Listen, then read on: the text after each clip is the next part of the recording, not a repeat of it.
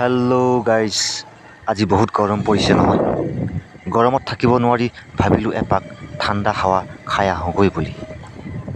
ঠিক সেই সময়তেই মোৰ বন্ধু প্ৰদীপ ওলালেই।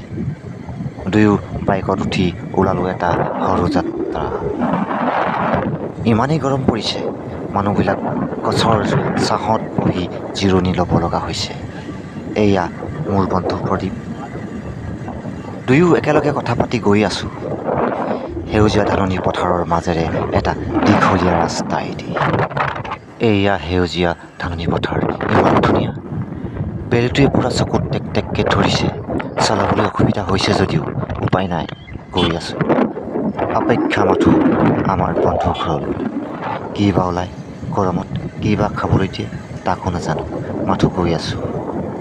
পূৰা গৰমত চোলা বুটাম খুলি বুকুখন একেবাৰে উলিয়াই লৈছোঁ। আলহী ঘৰৰ মানুহে দেখি কি বুলি ভাবে ভাবক আৰু, উপায় নাই। গৰমততো এনেকৈয়ে আহিব লাগিব। আমি পাইছোঁহি আৰু বেছি সময় নাই, অকণমান সময়। এয়া প্ৰদীপ বন্ধুৱে গাড়ী চলো কৰিছে। সকলোৱে যেন আমাৰ অপেক্ষা। এয়া পাই গ'লোহি, আমি পাই গ'লোহি।